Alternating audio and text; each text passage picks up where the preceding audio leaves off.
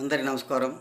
రాష్ట్ర ప్రజలకి, శ్రేయోభిలాషులకి, ప్రతి ఒక్కళ్ళకి వైఎస్ జగన్మోహన్ రెడ్డి గారు పులివెందుల ఎమ్మెల్యే, ప్రతిపక్ష లేని పార్టీ.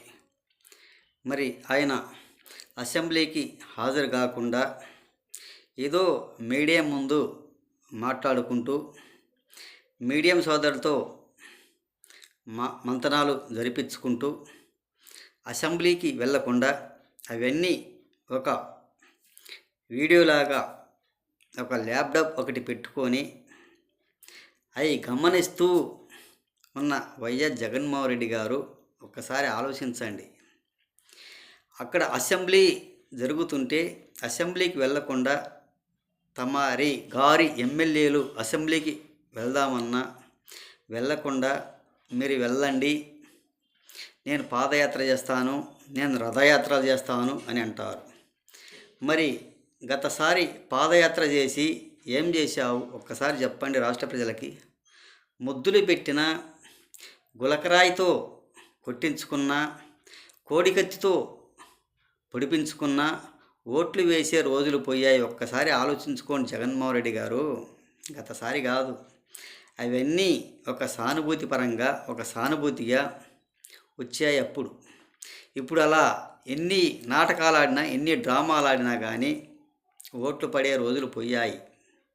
తమరి గారు ఏంటంటే సామాన్య ప్రజలను ఇబ్బంది పెట్టడం తప్ప రాష్ట్ర ప్రజలకు ఒరిగించేది ఏమి ఉండదని ప్రజలు కూడా గమనించాలి. ఆయన గారు ఏమిటంటే ప్రజాధనాన్ని దుర్వినియోగం చేయటం తప్పు అని తెలుసుకోవాలి. ఆయన ప్రజాధనాన్ని దుర్వినియోగం చేయటం తప్ప ప్రజలకు వరగదీసి చేసేదంటూ ఏముండదు. ఒక్కసారి తెలుసుకోండి రాష్ట్ర ప్రజలు ఏదైనా కానీ. అవన్నీ చేసినా కానీ ఓట్లు అప్పుడేదో సానుభూతి పరంగా అలాంటి ఉండబట్టి అప్పుడు వచ్చారు కానీ వేశారు కానీ ఇప్పుడు అలా వేయటానికి ఆస్కారం లేదు. ఒక్కసారి ఆలోచించుకోండి. గులకరాయి డ్రామా అనేది మొన్న ఎలక్షన్లోనేగా, 2024 ఎలక్షన్లప్పుడే గులకరాయి డ్రామా.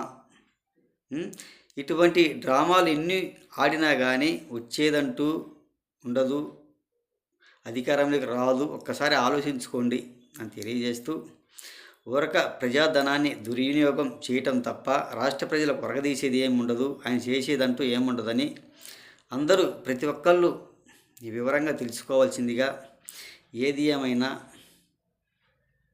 అన్నీ వివరంగా తెలుసుకోండి అని తెలియజేస్తూ, రాష్ట్ర ప్రజలకి, శ్రేయోభిలాషుల ప్రతి ఒక్కళ్ళకి హృదయపూర్వక ధన్యవాదాలు.